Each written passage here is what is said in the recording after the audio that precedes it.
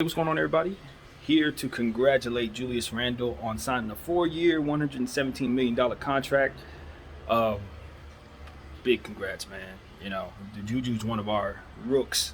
As a Laker fan, we watch him grow. So to see him get a big payday, um, you know, this is just a good thing to see.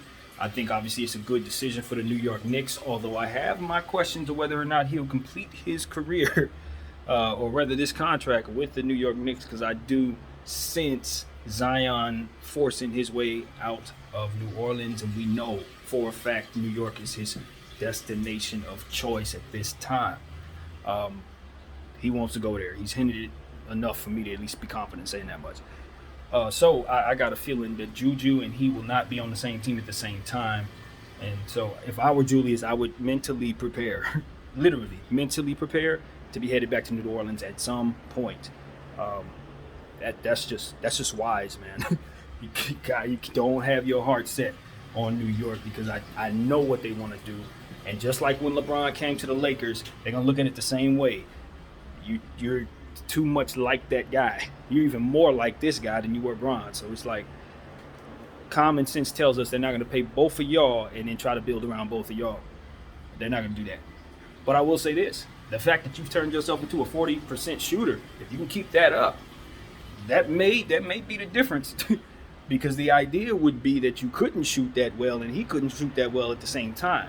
But if you're shooting above 40%, that goes out the window. And maybe it is wise to keep y'all together and have two overpowering dudes that you cannot deal with because they're so damn strong that you ain't got no damn choice but to just get out the way instead of try to take charges. So, in theory, might be something fun to work with. I don't know. But nevertheless, it is a situation where Julius Randle right now, he's going to be leading the New York Knicks. And their team's pretty decent, man. Their team is pretty decent. I got to say, they got Kemba Walker down there. I mean, look, you go back to my videos, you'll understand that I didn't love the Kemba Walker signing, but I don't know the framework on that deal.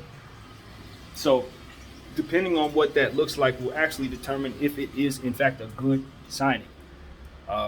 So with that being said, the fit itself is fine. I just want, in my opinion, I think they need to try to booster their defense at their forward spot, depending on how well the rookie is that they picked up on the defensive end. I'll have to do some homework to know. But as it looks, looking at their starting lineup, that's where they're going to have a little issue. Evan Fournier is a nice piece offensively, but defensively, he's a slight guy. He's not going to have the success against some of these bigger guys like Jimmy Butler, obviously some of these other guys that are around as well. So that's where I think the New York Knicks are going to find themselves dealing with some things. I don't know that they're going to be as good defensively this year as they were last year, but as a team last year, they were a fantastic defensive team, and now they have even more shooting. So this is an improved ball club. They're going to have to figure out if they want to start D Rose or Kemba Walker. That's going to be a difficult decision, because those are two fantastic players, like two of the best Eastern Conference guards we've had in the last 10 years. So when you talk about guard play, the New York Knicks are not hurting. And then I look at their rim protection, and I'm very pleased because they picked up Nerlens Noel, albeit on a contract I didn't love, but he's definitely somebody who's going to block some shots and keep a shot blocker on the floor at all times, because they also have Robinson down there who's going to be swatting everything in sight. He's getting better every year. Missed some of the year last year with a broken something. I don't remember what he broke, but he had a broken something. And came back near the end of the year and was trying to work his way back into shape. So he'll have a full off-season right now to do that. Certainty in regards to the team and what direction they're going in. And a real good roster that they can use to try to get to the playoffs. They're going to be in the mix. I don't have them in the top 5 in the East. I have them more so in the bottom 5 this year. They're going to take some steps back defensively, and I think that's what's going to contribute to that. But there's opportunity for a guy like Julius Randle to repeat some of the progress that he had last year with a healthy dose of Tom Thibodeau minutes, which we all know is going to keep him in the 40s probably. R.J. Barrett, I'm looking for him to take a step forward as well. This is year 3 for him. He's going steady. I think the way that other players have played in the draft class that he's in kind of makes it look like the Knicks made a decision that maybe they'd love to do differently if they could do it over again. But from where I'm sitting, RJ's progress is just fine. He is not a liability in any way offensively, for sure. This is a gifted offensive player who's only getting better. So as far as I can tell, the Knicks should feel very good about R.J. Barrett and not think too much about anything other than continuing to move his progress forward. I want to know what they're going to do with Kevin Knox. That guy's development has not gotten anywhere. From year to year to year, it's just the opportunities are slim, and when he does get those opportunities, it doesn't appear that he's really taking advantage of them. He's a guy like Malik Monk, who I think is a fantastic weapon, but just hasn't figured out how to play NBA basketball maybe, or just hasn't been in a situation where he has what he needs to make him look his best. Maybe they need something else going down there for him. They should move on from him. That's what I'm saying to you. At this point in time, unless he takes a step forward, he probably just needs to change the scenery.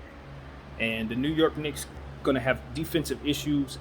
Maybe they can try to find a defensive player in his stead. That would be the type of thinking that I would be thinking about, because at some point in time, you just got to move on from a guy. You know what I mean? It's not necessarily that you don't believe in what he can do. It's just that you continue to pile players in front of him that are going to keep him from getting opportunities to ever play up to his value. He was drafted early in the first round, and once again, as in New York fashion, they passed on some guys that everybody else probably thought they should take. They do that every time, but they reached past the guy they should have took and got him, and it's turned out exactly the way we knew it would. He hasn't panned out, so it's one of the more disappointing players in that entire draft class, and I don't blame him for that necessarily. The Knicks have not been that great of a franchise, and they have not put him in a position to succeed like they have done with guys like, some of the other guys that they have on the team. So that's one of the things that I look at on that roster. I just say, okay, there is a spot they can improve, and they need to be proactive to make that happen. That's how I look at that.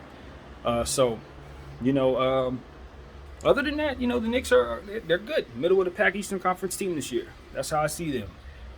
In that mix for that bottom 6 to play in area.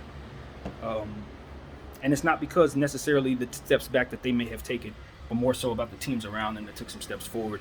I look at like Miami, Chicago, Indiana. Those teams are all up there now. They're stepping up. You look at teams like, obviously, the Nets, Celtics, and teams like that. Milwaukee, the champs. It's just kind of hard to see New York, with the defensive issues that they have, ultimately putting themselves in a position to be at the top. Now, I could be wrong, because they got a lot of firepower, plenty of firepower. They could put a lot of points up. And as a team, they have good defensive coaching, to say the least. Tom Thibodeau is a defensive coach. And they're going to have their best players playing the most basketball. So that can give them an edge, and it did last year, but it can also run them into the ground, as we also know with Thibodeau teams. So we'll see. Only time will tell.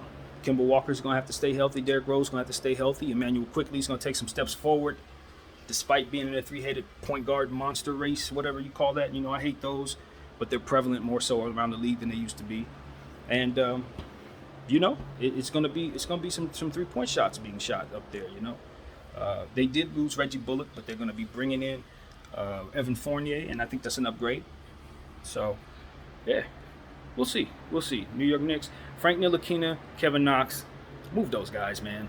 Get something for them.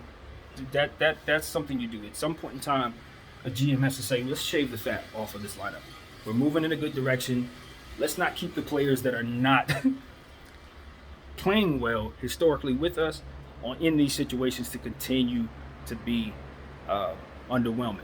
Now, if they take steps forwards, I'll swallow my words, take them all back, whatever, but I don't see that happening. Now, they don't have the opportunities. Where is Frank Ntilikina going to get playing time now with all these guards? It's never going to happen. You know what I mean? Kevin Knox, when is he going to play? I'm not bringing him in. I got R.J. Barrett getting all these minutes. Evan Fournier is going to get all these minutes. You notice Tom Thibodeau, these bench guys ain't going to play. The GM needs to understand that and move those players. Even if you don't bring them back for nothing substantial, get picks back. Although, depth is very important when you're talking about a Thibodeau team, because like I said, he can run his players into the ground, and as a result, you'll be dealing with injuries. And then he'll run those players into the ground. and they won't be as good. You see what I'm saying? So depth is important in that same breath. Anyway, my name is BDF44. I thank y'all for watching. Congrats, Juju. I'm out.